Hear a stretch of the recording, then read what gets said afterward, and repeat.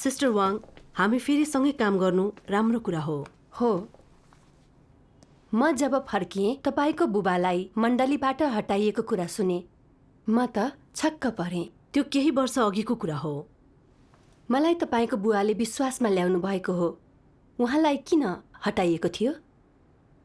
उहाँले धारणा र नकारात्मकता फैलाएर कर्तव्यप्रति मानिसका उत्साह घटाउँदै मण्डली जीवनमा बाधा दिइरहनु भएको थियो। उहाँले कसैको आलोचना स्वीकार्नुहुन्न थियो र उहाँको विरुद्ध बोल्नेहरूलाई तिरस्कार गर्नुहुन्थ्यो। उहाँको दुष्टता प्रमाणित भयो र हटाइयो। सुरुमा यो खबर सुन्दा तपाईलाई कस्तो लाग्थ्यो?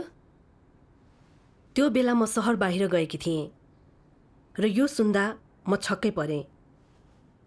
मलाई थाहा थियो उहाँ झट्ट रिसाइहाल्नुहुन्छ, तर उहाँसँग असल मानवता छ। उहाँ अरूलाई प्रेम गर्ने र अप्ठ्यारोमा सबैलाई सहायता गर्ने व्यक्ति हुनुहुन्थ्यो। हाम्रा छिमेकीहरू सबैले उहाँ सहयोगी र सबैलाई माया गर्ने हुनुहुन्छ भन्थे र मलाई उहाँ असल व्यक्ति हुनुहुन्थ्यो, किन दुष्ट भनेर निकालियो होला भन्ने लाग्यो।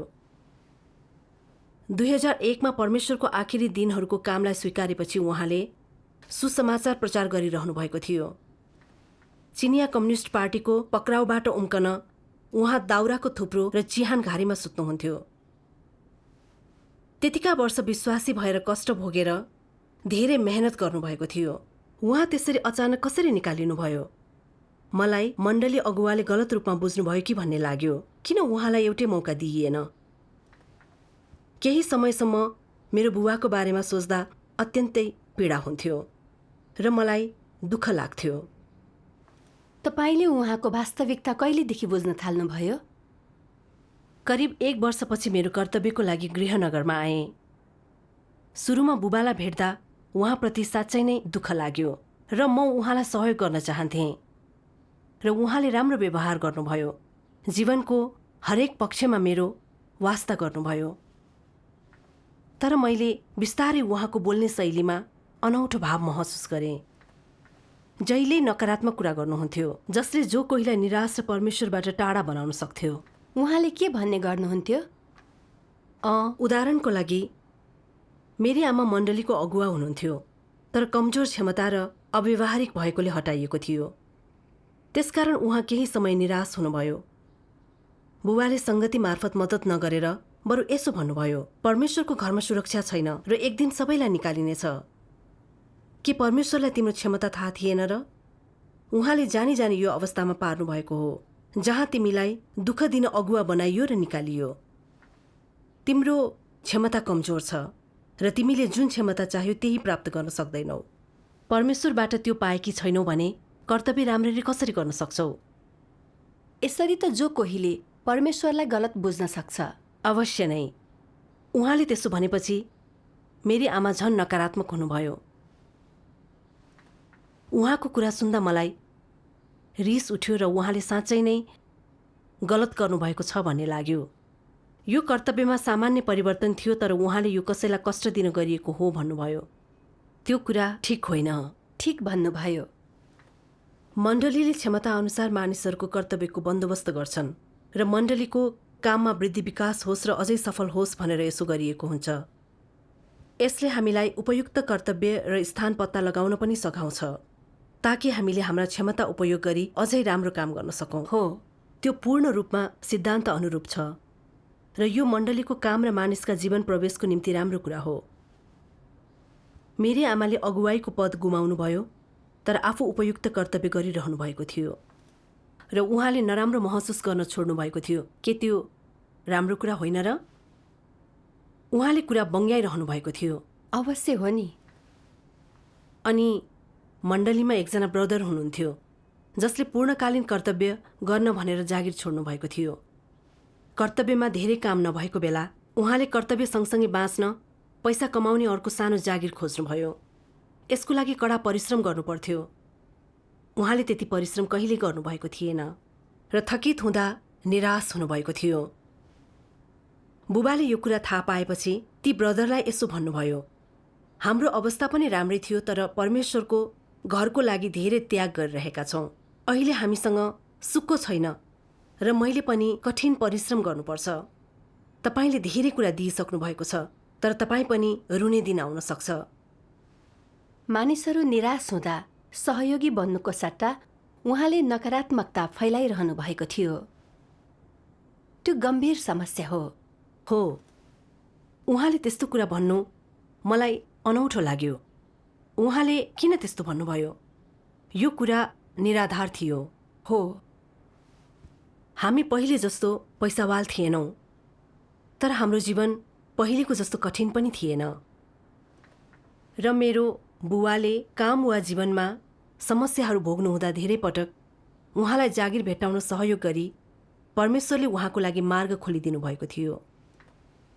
विश्वासमा आउनु अघि धुम्रपान र मद्यपानको कारण उहाँको स्वास्थ्य खराब थियो। उहाँको हात कापिरहेको हुन्थ्यो। परमेश्वरमा विश्वास गरेपछि उहाँले पिउन छोड्नुभयो र कर्तव्य र सङ्गति गर्दै समय बिताउनुहुन्थ्यो र उहाँको स्वास्थ्यमा सुधार हुँदै गयो।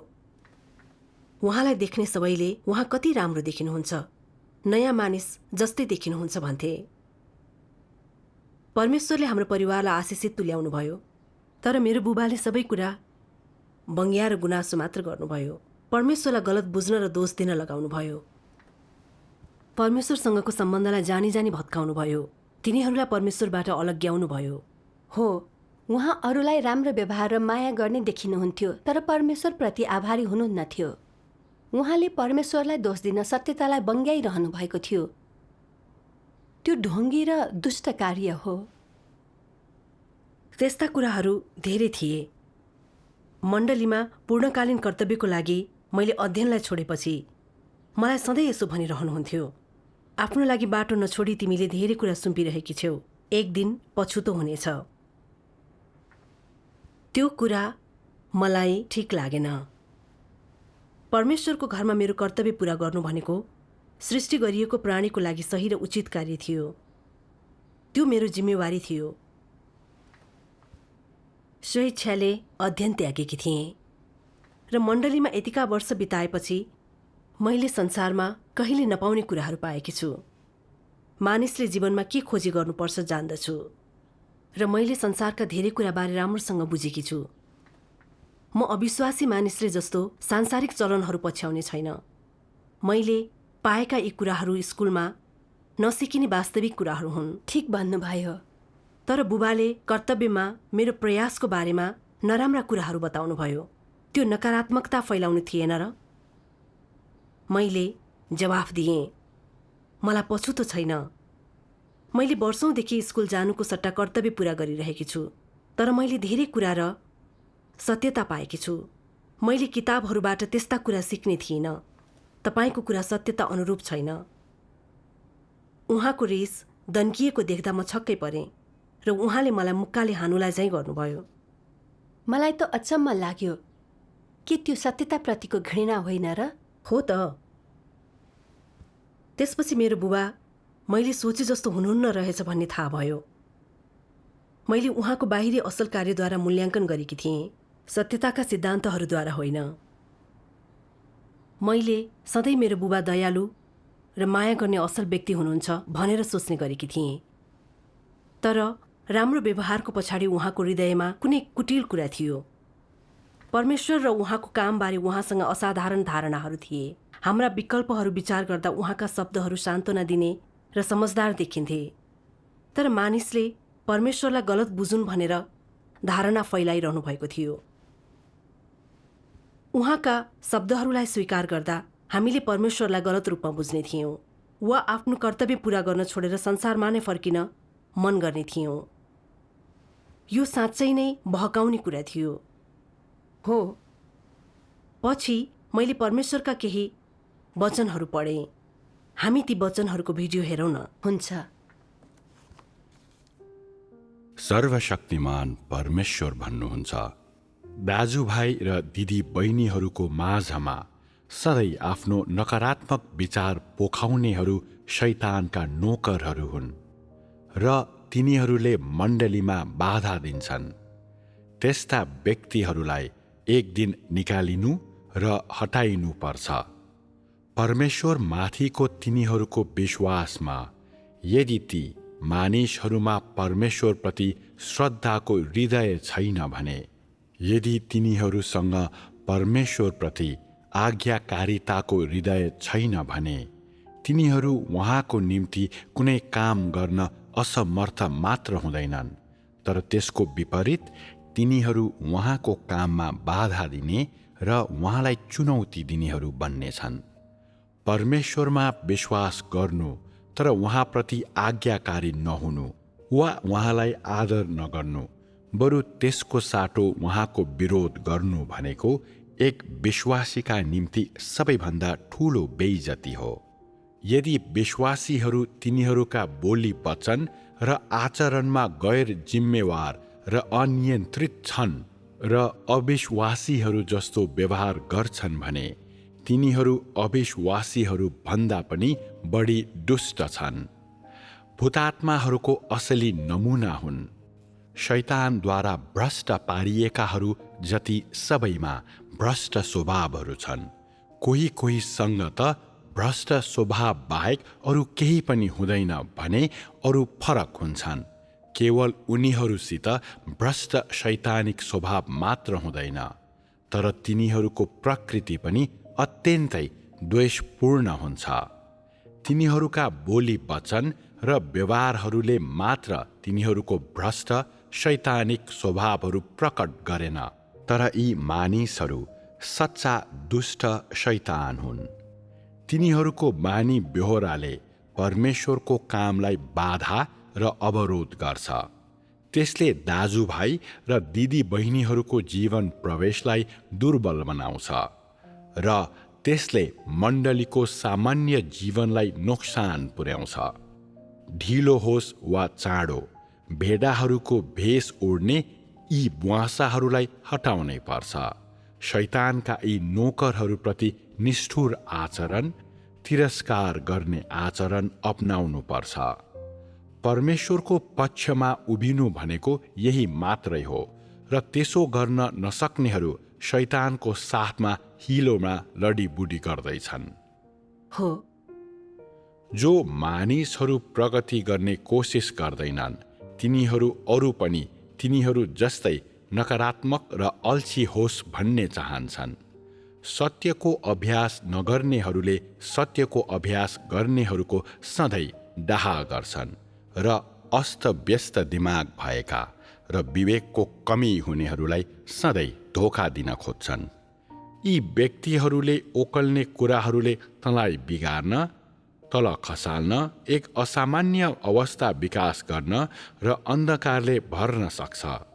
यी कुराले तँलाई परमेश्वरबाट टाढा लैजान र शरीरको कदर गर्न र आफैमा लिप्त हुने बनाउन सक्छ। सत्यलाई प्रेम नगर्ने र परमेश्वरप्रति सदैव लापरवाही हुने व्यक्तिहरूमा आत्मचेतना हुँदैन र त्यस्ता व्यक्तिहरूको स्वभावले अरूलाई पाप गर्न र परमेश्वरलाई चुनौती दिन लोभ्याउँछ। तिनीहरू सत्यताको अभ्यास गर्दैनन्, न त तिनीहरू अरूलाई त्यो अभ्यास गर्न दिन्छन्। तिनीहरू पापलाई सम्हालेर राख्छन् र आफैप्रति कुनै घृणा हुँदैन। तिनीहरूले आफैलाई चिन्दैनन् र तिनीहरूले अरूलाई पनि आफूलाई चिन्न दिँदैनन्। तिनीहरू अरूलाई पनि सत्यको चाहना गर्नबाट रोक्छन्। तिनीहरूले धोका दिएकाहरूले ज्योति देख्न सक्दैनन्। तिनीहरू अन्धकारमा पर्छन्, आफैलाई चिन्दैनन्। सत्यको बारेमा अस्पष्ट हुन्छन् र परमेश्वरबाट झन्झन धेरै टाढा हुन्छन्। यस वचनलाई मनन गरेपछि मैले के देखेँ भने दाजुभाइ दिदीबहिनीहरू बीचमा सधैँ धारणाहरू र नकारात्मकता फैलाउनु भनेको शैतानी सार हुनु हो। यस्ताहरूले शैतानका दासको रूपमा काम गरिरहेका हुन्छन्। मानिसहरूलाई बाधा दिने, बहकाउने र परमेश्वरबाट अलग्याइरहेका हुन्छन्।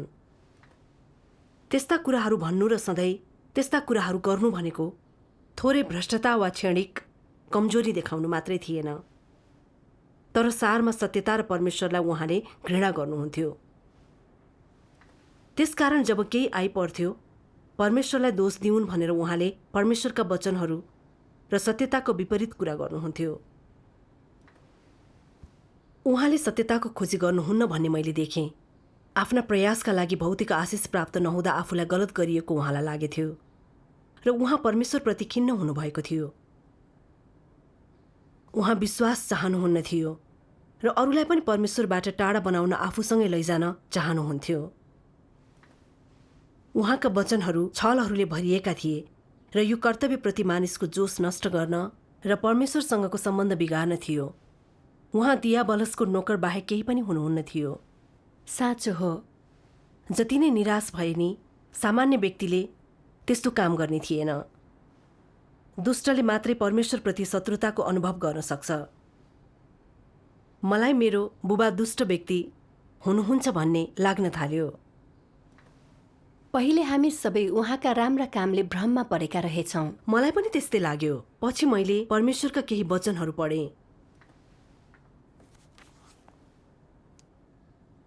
परमेश्वर भन्नुहुन्छ, उहाँ माथिको वर्षौंदेखिको विश्वासमा तैँले कसैलाई सरापेको नहुन सक्छस् या खराब काम गरेको नहुन सक्छस्।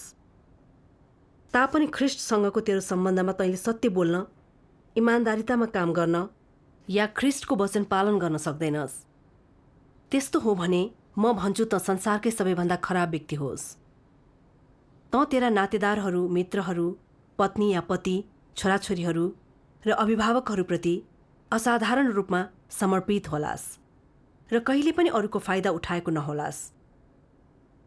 तर यदि तँ ख्रिस्ट अनुरूप छैनस्, उहाँसँग सद्भावमा हुन सक्दैनस् भने अनि तैँले आफ्ना छिमेकीको राहतका निम्ति सबथोक अर्पण गर्छस् या आफ्नो परिवारलाई सावधानीपूर्वक हेरचाह नै गरेको छस् भने पनि म त भन्छु त अझै पनि दुष्ट छस्, साथै एउटा धूर्त छलले भरिपूर्ण छस्।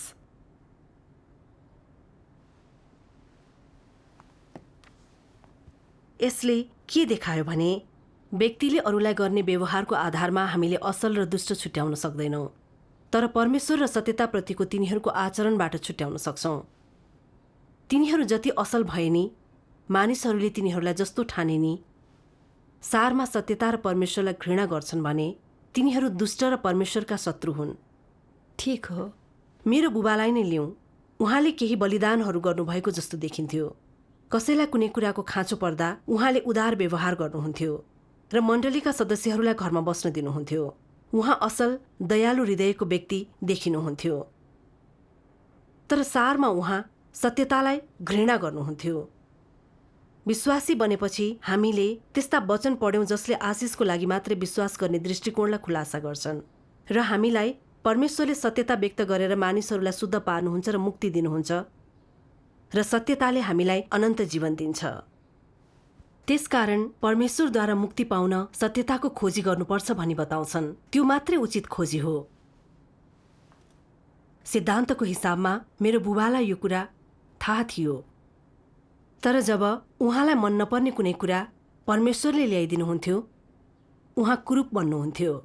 परमेश्वरलाई आलोचना र घृणा समेत गर्नुहुन्थ्यो। यतिका वर्षमा उहाँले आफ्नो बारेमा मनन वा सत्यताको खोजी कहिल्यै गर्नु भएन, तर परमेश्वरको कार्यको आलोचना गर्दै धारणाहरू फैलाइरहनुभयो। उहाँका शब्दहरूमा शैतानका चलाकीहरू थिए र यसले मानिसहरूलाई कमजोर बनाउँथ्यो। यो अत्यन्तै कुटिल कुरा थियो। परमेश्वरले मानिसहरूलाई तिनीहरूका सार र सत्यताप्रति तिनीहरूको आचरणको आधारमा मूल्याङ्कन गर्नुहुन्छ। मैले उहाँको बाहिरी बानी बेहोरालाई मात्र हेरेकी थिएँ, त्यसकारण मैले उहाँको वकालत गर्न चाहेँ। मैले सत्यता बुझेकी नै थिइनँ। म अत्यन्तै मूर्ख थिएँ। त्यो बेला मण्डलीले मेरो बुबालाई हटाएर राम्रो गरेको रहेछ भन्ने लाग्यो। यो कुरा बुझेपछि मलाई उहाँप्रति दुःख लाग्न छोड्यो। उहाँले परमेश्वरलाई र सत्यतालाई घृणा गर्नुहुन्छ र यो उहाँ आफैले ल्याउनु भएको हो भन्ने थाहा भयो। परमेश्वर धन्यवाद। सत्यतालाई जान्नु नै कसैको सारलाई देख्ने र बाहिरी रूपबाट भ्रममा नपर्ने एउटै तरिका हो। पछि अर्को घटना घट्यो जसले मलाई उहाँबारे अझै थाहा भयो। मेरो बुवाले उहाँलाई पहिले निराकरण गर्ने एकजना सिस्टरलाई अगुवाबाट निकालिएछ भन्ने सुन्नुभयो। त्यो सुनेर उहाँ निकै खुसी हुनुभयो र उहाँले दुष्ट हेराइमा दाँत बाँध्दै यसो भन्नुभयो, तेरो नि दिन आएछ। तैँले मलाई कसरी निराकरण गरेकी थिइस् थाहा छ? तैँले मलाई सिद्धान्त केन्द्रित छैनस्, सत्यताको अभ्यास गर्दैनस् भनेकी थिइस्। अब तेरो पालो। उहाँको आँखा ठूला ठूला र अनुहार डरलाग्दो पारिरहनु भएको थियो। उहाँमा दया नै छैन जस्तो देखिन्थ्यो। उहाँको आलोचना हुँदा उहाँले सत्यताको पाठ सिक्नु भएन, तर स्वाभिमानमा चोट पुर्याउनेलाई वर्षौंसम्म घृणा गरिरहनुभयो। यसले थप्की प्रमाणित गर्यो भने मेरो बुबा सारगत हिसाबमा सत्यतालाई घृणा गर्ने दुष्ट व्यक्ति हुनुहुन्थ्यो। त्यस्तै देखिन्छ। उहाँले साँचो रङ देखाउनु भयो। यो सबै कुरा हेर्दा उहाँलाई हटाउनु ठिक थियो। हो त। पछि उहाँलाई फेरि नियुक्ति गर्ने कुरा सुने। के भयो? परमेश्वरको घरले कसैलाई गल्तीले हटाइएको छ कि वा कसैले साँचो पश्चाताप गरे कि भनेर जाँच्ने बन्दोबस्तहरू गर्यो। त्यसपछि मण्डलीले सिद्धान्तहरूका आधारमा तिनीहरूलाई फेरि नियुक्त गर्न सक्थ्यो। पहिलेका अगुवाहरू स्थानान्तर भएका र नयाँहरूलाई हाम्रो परिवारको स्थिति थाहा थिएन। तिनीहरूले मेरो बुबाको उत्साह र अरूलाई आश्रय दिने इच्छा अनि उहाँले अरूहरूलाई जागिर खोज्न सघाउनु भएको, अरूको वास्ता गर्नुभएको र उहाँले केही त्याग गर्नुभएको देखे। तिनीहरूले उहाँलाई गल्तीले हटाइएको हुनसक्छ भन्ने सोचे र उहाँलाई फर्काउन चाहे। तिनीहरू उहाँको भ्रममा परेका थिए। हो त। एक दिन एक अगुवाले मलाई मेरो बुबालाई मण्डलीले फेरि नियुक्त गर्ने विचार गरिरहेको छ भन्नुभयो। मलाई यो निकै अनौठो लाग्यो, किनभने उहाँको निष्कासन पूर्ण रूपमा सिद्धान्त अनुरूप थियो, गल्ती थिएन भन्ने मलाई मेरो हृदयमा थाहा थियो। मैले तुरुन्तै भने, मेरो बुबालाई फेरि नियुक्त गर्नु हुँदैन। मेरो बुबाको बारेमा थाहा नभएको हुनाले उहाँले पश्चाताप गर्ने मौका किन चाहिन्छ भन्ने बारेमा सङ्गति गर्नुभयो। सुरुमा त उहाँका व्यवहारहरूबारे कुरा गर्ने मन थियो, तर म हिचकिचाएँ र मैले केही पनि भनिनँ। तपाईँले अझै उहाँ फर्किन सक्ने सोचिरहनु भएको थियो? मैले उहाँ मेरो बुबा हुनुहुन्छ जसले मलाई यतिका वर्ष हुर्काउनु भयो भन्ने सोचिरहेकी थिएँ। उहाँ फेरि स्वीकारिन लाग्दा मैले रोकेँ भन्ने थाहा भयो भने उहाँलाई चोट पुग्नेछ भन्ने थाहा थियो। त्यो कुरा सोचेपछि मेरो मुख बन्द भयो र अगुवा गइसकेपछि मलाई अत्यन्तै पछुतो भयो। यसको बारेमा मेरी आमा र मलाई मात्रै थाहा थियो र यसको बारेमा बताइएन भने मण्डलीको कामलाई बाधा हुने थियो। त्यो रात म निन्द्रा नलागी छटपटाइरहेकी थिएँ र मलाई परमेश्वरका वचनको खण्ड याद आयो। परमेश्वर भन्नुहुन्छ, यदि परमेश्वरमा विश्वास नगर्ने प्रतिरोधीहरू होइनन् भने शैतान को हो? भूतहरू को हुन् र परमेश्वरका शत्रुहरू को हुन्? के उनीहरू परमेश्वरप्रति अनाज्ञाकारी होइनन् र? के उनीहरू विश्वासको दाबी गर्ने तर सत्यता नभएका होइनन् र? के तिनीहरू परमेश्वरको निम्ति गवाही दिन नसके पनि आशिषहरू मात्र खोज्नेहरू होइनन् र? आज तैँले अझै ती भूतहरूसँग घुलमेल गर्छस् र उनीहरूप्रति सम्मान र प्रेम वहन गर्छस्, तर के त्यो शैतानप्रति शुभेच्छा बढाउनु र भूतहरूसँग साँठगाँठ गर्नु होइन र? यदि अहिले मानिसहरूले असल र खराब छुट्याउन सक्दैनन् र परमेश्वरको इच्छा खोजी गर्ने कुनै मनसाय बिना नै प्रेम र कृपा देखाइरहन्छन् भने वा परमेश्वरको हृदयलाई आफ्नै जस्तो गर्छन् भने उनीहरूको अन्त्य झनै दयनीय हुनेछ। देहमा हुनुभएको परमेश्वरलाई विश्वास नगर्ने जो कोही पनि परमेश्वरको शत्रु हो। यदि तैँले शत्रुप्रति विवेक र प्रेम राख्छस् भने के तँमा धार्मिकताको कमी छैन र? यदि तँ मैले घृणा र विरोध गर्नेसँग अनुकूल हुन्छस् र उनीहरूप्रति अझै प्रेम वा व्यक्तिगत भावनाहरू वहन गर्छस् भने के तँ अनाज्ञाकारी होइनस् र? तैँले परमेश्वरको प्रतिरोध गरिरहेका छैनस् र? के यस्तो मानिससित सत्यता हुन्छ? यदि मानिसहरूले शत्रुप्रति सम्मान राख्छन्, भूतहरूलाई प्रेम गर्छन् र शैतानलाई कृपा गर्छन् भने तब के उनीहरूले परमेश्वरको कामलाई जानेरै तोडिरहेका हुँदैनन् र?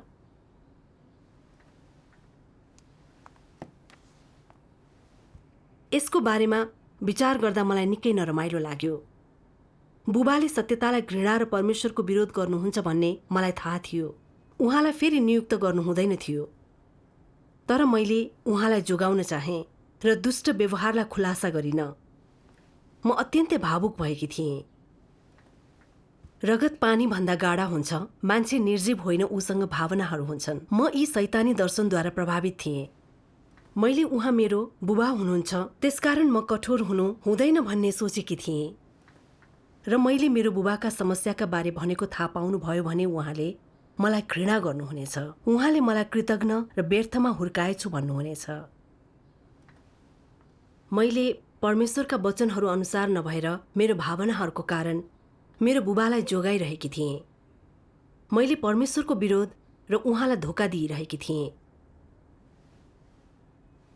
मलाई मेरो बुबा दुष्कर्मी हुनुहुन्छ र उहाँ मण्डलीमा फर्कनुभयो भने मण्डली जीवनमा बाधा र अरूको जीवन प्रवेशलाई रोक्नुहुनेछ भन्ने थाहा थियो। त्यसले मलाई दुष्कर्मीको सहयोगी बनाउने थिएन र हो। मैले भावनाहरू अनुसार जिएर सही र गलत छुट्याउन सकेकी थिइनँ र सिद्धान्तहरूलाई देख्न सकेकी थिइनँ। मलाई झन् नरमाइलो महसुस भयो।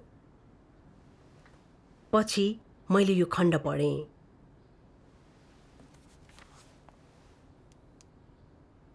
परमेश्वर भन्नुहुन्छ, उहाँका वचनले मानिसलाई कुन सिद्धान्तद्वारा व्यवहार गर्न आग्रह गर्छन्। उहाँले प्रेम गर्नेलाई प्रेम गर्नु, घृणा गर्नेलाई घृणा गर्नु, यो सिद्धान्त मान्नुहुन्छ। परमेश्वरले सत्यको पछि लाग्ने र उहाँको इच्छा पछ्याउन सक्नेहरूलाई प्रेम गर्नुहुन्छ। त्यस्ता मानिसहरूलाई हामीले प्रेम गर्नुपर्छ। उहाँको इच्छा पूरा गर्न नसक्ने तर उहाँलाई घृणा र उहाँको विद्रोह गर्नेहरू, यी मानिसहरूलाई उहाँले घृणा गर्नुहुन्छ र हामीले पनि घृणा गर्नुपर्छ। परमेश्वरले मानिसलाई यस्तै गर्नु भन्नुहुन्छ।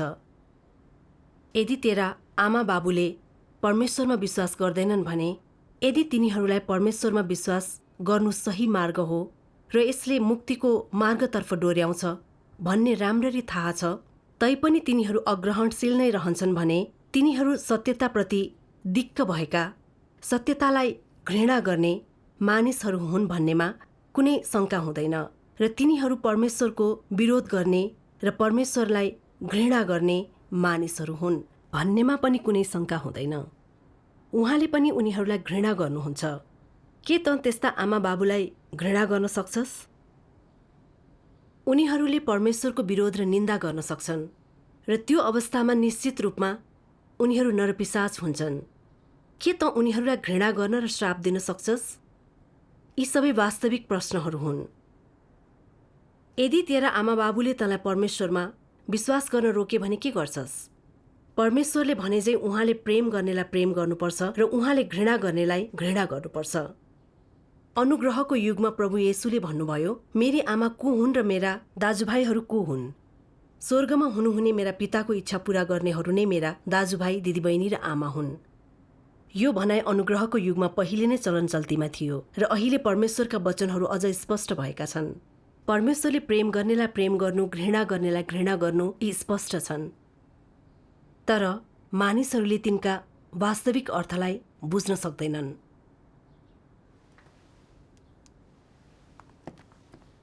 परमेश्वरका वचनले मेरो बुबामा लागू गर्ने सिद्धान्त दिए। उहाँ मेरो बुबा त हुनुहुन्थ्यो, तर सारगत रूपमा दुष्ट हुनुहुन्थ्यो। सत्यतालाई घृणा गर्ने परमेश्वरको शत्रु हुनुहुन्थ्यो। यदि म भावुकता र प्रेमको आधारमा अघि बढेको भए परमेश्वरको विरुद्धमा उभिने थिएँ। परमेश्वरले त्यस्ता मानिसहरूलाई घृणा गर्नुहुन्छ र मुक्ति दिनुहुन्छ। बुबाप्रतिको प्रेमलाई सोच्दा त्यो अरूहरूप्रति निर्दयी व्यवहार परमेश्वरको घरलाई चोट दिने र उहाँ विरुद्ध हुने थियो। हो, परमेश्वरले गर्नुभए अनुसार गर्नुपर्छ। त्यो मात्रै सिद्धान्त केन्द्रित र परमेश्वरको इच्छा अनुरूप हुन्छ। ठिक भन्नुभयो। त्यसो भए अगुवालाई बुबाबारे सत्य कुरा बताइदिनु भयो? हो, मेरी आमा र मैले यसको बारेमा कुराकानी गर्यौं र हामीलाई परमेश्वरले जाँचिरहनु भएको छ भन्ने लाग्यो र हामीले परमेश्वरको घरका हितहरूलाई रोज्यौं। ठिक हो। हामीले बुबाको रक्षा गरी दुष्ट व्यवहार खुलासा नगरेका भए उहाँको दुष्कर्ममा सहभागी हुने थियौं र हामीलाई पनि परमेश्वरले दण्डाज्ञा दिएर दण्डित गर्नुहुने थियो। हो, बुबालाई फेरि नियुक्त गरिएको थिएन, तर जब अरूहरू भेट्न आउँथे उहाँ अझै पनि तिनीहरूलाई घृणास्पद कुराहरू भन्नुहुन्थ्यो। उहाँलाई फर्काइएको भए उहाँको सम्पर्कमा आउने सबैलाई चोट पुग्ने थियो र उहाँको सम्पर्कमा आएको मण्डलीमा उहाँद्वारा प्रभावित मात्र हुन्थे। हो, यदि म चुप लागेकी भए दाजुभाइ दिदीबहिनीहरू र परमेश्वरको घरको काममा नराम्ररी असर गरिरहेको हुन्थ्यो। हो, मलाई अझै बढी डर लाग्यो र यो महत्त्वपूर्ण क्षणमा परमेश्वरको घरका हित रक्षा गर्ने वा दुष्ट पछ्याउने कार्य वास्तवमा असल र खराब बीचको आत्मिक युद्ध थियो भन्ने मलाई थाहा भयो। यो परमेश्वरको घरका हित र दाजुभाइ दिदीबहिनीको जीवन प्रवेशसँग सम्बन्धित थियो। हो, अगुवाले बुबालाई चिन्नु भएको थिएन र सतही बुझाइको कारणले उहाँले मौका पाउनुपर्छ भन्ने अगुवालाई लागेको थियो। तर हामीले चिनेका थियौँ, त्यसकारण हामी इमान्दार बन्नु पर्थ्यो अनि उहाँको बारेमा अगुवालाई बताउनु पर्थ्यो। पछि जब उहाँ हाम्रो घरमा आउनुभयो तब मेरी आमा र मैले बुबाको बानी बेहोराको बारेमा कुरा गर्यौँ र अन्त्यमा उहाँलाई फर्केर आउन निमन्त्रणा गरिएन। मैले यो अभ्यास गर्दा मलाई शान्ति अनुभव भयो। परमेश्वर धन्यवाद। सुरुमा म बुबाका बाहिरी व्यवहारको भ्रममा परेकी थिएँ र मसँग कुनै समझ शक्ति थिएन। म असल दुष्ट छुट्याउन सक्दिनँ थिएँ। मेरो बुबालाई गरिएको निष्कासनद्वारा मैले केही सत्यता र समझ शक्ति प्राप्त गरेँ र मेरो बुबाको दुष्कर्मलाई देखेँ र उहाँसँग सत्यताका सिद्धान्तहरूका आधारमा व्यवहार गरेँ। त्यो म प्रतिको परमेश्वरको सुरक्षा र मुक्ति थियो। म परमेश्वरलाई धन्यवाद दिन्छु। परमेश्वरलाई धन्यवाद होस्।